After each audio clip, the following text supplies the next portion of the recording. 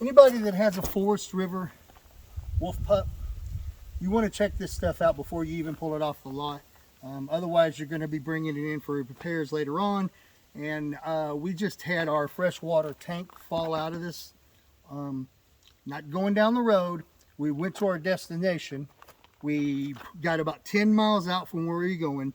We filled up the freshwater tank at Love's, sitting there, filling it up, and then boom, the freshwater tank falls out of the bottom. So I'm going to show you why that happened, and it's pretty much an easy fix, like $7. But make sure that you, before you take it off the lot, that they fix this so that you don't go and potentially kill somebody going down the road with your freshwater tanks falling out, because the gray water tank and the black water tank are rigged up the same way, and it's a disaster waiting to happen.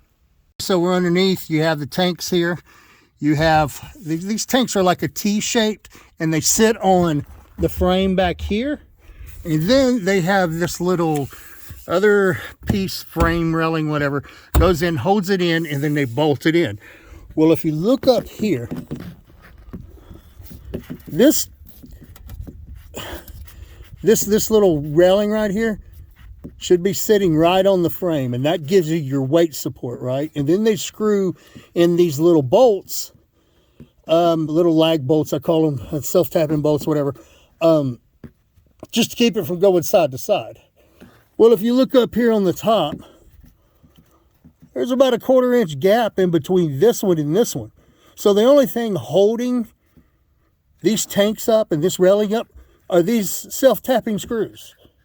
Now, when we, and so what happens, you get a full tank, and say like your black tank gets full, right? And you know, you got to go to the dump station. If you're at a campground that doesn't have it, you got to get to a dump station. So you got all that weight, and just with these little 2 screws hold it. Well, the heads pop off of them. Then your railing falls. Then your whole freaking shadizzle falls. And that's exactly what happened on my freshwater tank. So let's go up there. Now, this is after we repaired it. I was 600 miles from home, and we had to do what we needed to do.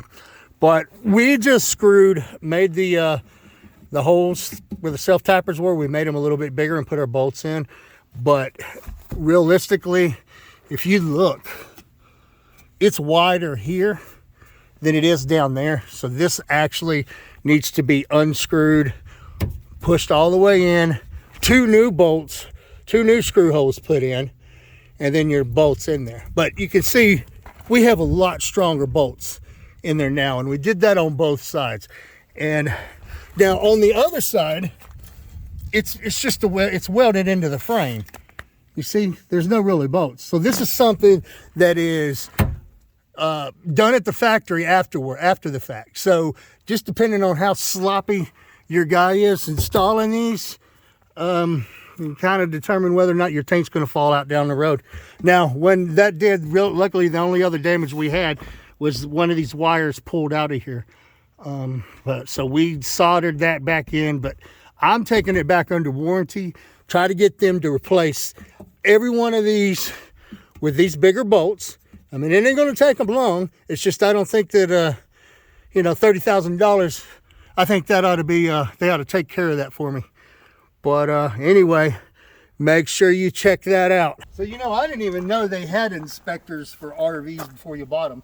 I mean, I sell real estate, and anytime I always tell people, hey, you want to get a home inspection done, because you never know, you get in there if you're getting into a money pit.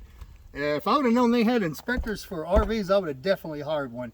I've been looking into it now. I believe it's only like $500 or $600. I mean, on a 17 footer, it's it's $500, say. But yeah, they would have found a lot of these issues beforehand, and I don't have to take it back. Now, I'm going to go up on the roof. I'm going to show you something else I found. So I got up here and was checking out my seals. They all seem to be pretty good. And then I got over here to this corner. Now, if you look at this, they got a little bit of bubbles coming up. It's lost adhesive. And then I look over here, and there's a little tiny crack. And like I said, I've had this 8 months, 9 months. So that's going back for warranty too. So if you can get a ladder take it out there and get up on that roof and make sure there's no cracks in any of this kind of stuff or any kind of bubbly stuff, because that's going to cost you big money down the road. Like I said, it's a lot easier to get them to fix it before you pull it off the lot. So when we bought this camper, the first thing we did is we took off for almost 2 months. I mean, all the way up Indiana, whole southeast, ended up on the beach of Florida down there. During that little trip, we figured out that, well, the radio was screwed up. There was static coming all outside.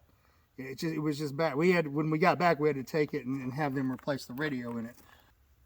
Yeah, it's always good to have a third party come in between the buyer and the seller to let them give you their unbiased opinion on it.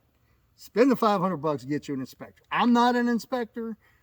I'm just recommending it, just like I would when I'm selling a house. Get it inspected, because there will be issues on 99% of the campers that you get, because it's like they tell you, it's an earthquake going down the road, and it's not a perfect industry. So spend that money.